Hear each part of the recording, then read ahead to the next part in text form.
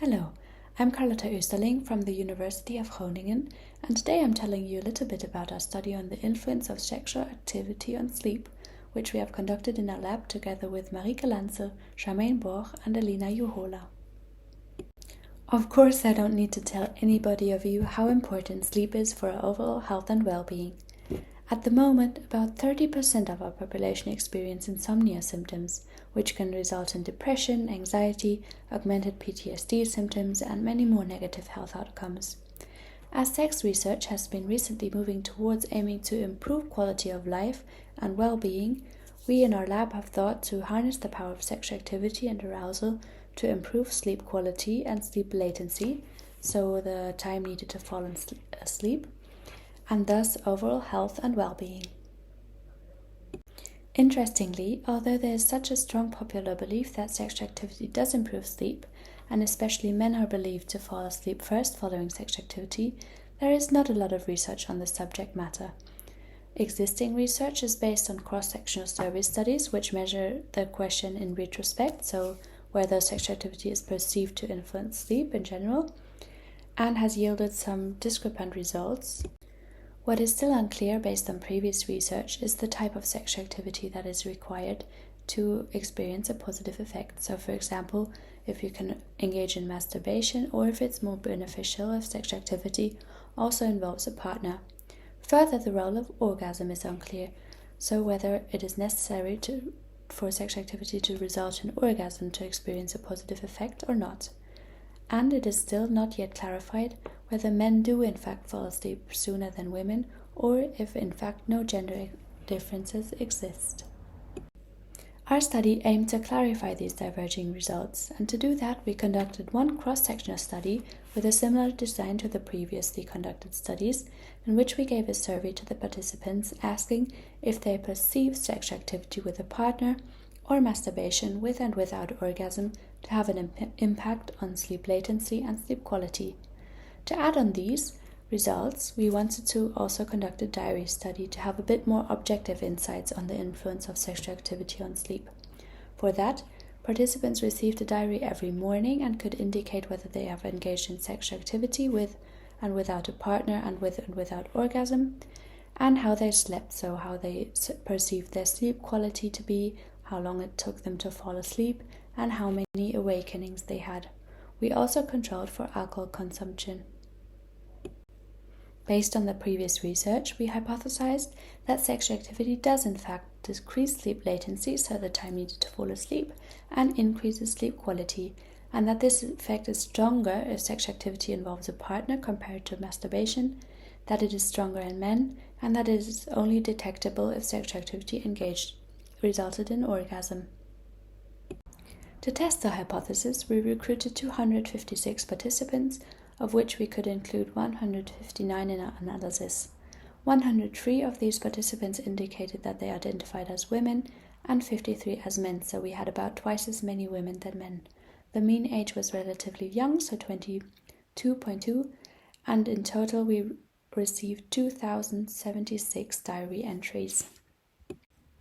Interestingly, the results of our cross-sectional survey study were slightly different to the results of a diary study. In the cross-sectional study, both men and women indicated that they perceive masturbation and partnered sexual activity with orgasm to have a positive effect on both sleep latency and sleep quality. However, partnered sex without orgasm and masturbation without orgasm were perceived to have negative effects, which were stronger in men. In the diary study, however, only partnered sex with orgasm was perceived to be beneficial for sleep onset latency and sleep quality by both men and women. Masturbation with orgasm and partnered sex and masturbation without orgasm were not perceived to have an effect. But why did we find that in the diary study only partnered sex with orgasm is beneficial for sleep onset latency and sleep quality, while both men and women perceive sexual activity with a partner and masturbation with orgasm to be beneficial? On the one hand, this may be due to the study design, as the cross-sectional study is more vulnerable to recall bias, and the responses may be influenced by the expectations of the effect and the strong popular notion that also masturbation has a positive effect on sleep. On the other hand, we can question the role of orgasm, because certainly orgasm does seem to play a role, and the effects of orgasm following partnered sex may be stronger, as prolactin and oxytocin release, which both promote sleep, may be higher following partnered sex compared to masturbation. In any way, orgasm is not sufficient to explain the whole effect of sexual activity on sleep, as masturbation did not have a similarly strong effect on sleep than partnered sex with orgasm. Thus, in our following study, we will test other factors that accompany partnered sex with orgasm and not masturbation with orgasm that might also promote sleep.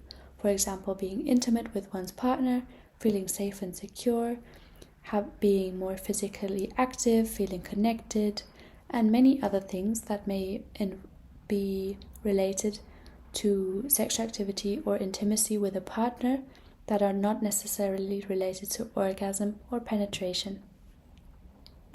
Another interesting finding is that we did not find men to fall asleep first, so we found no gender differences in the positive effects of sexual activity on sleep.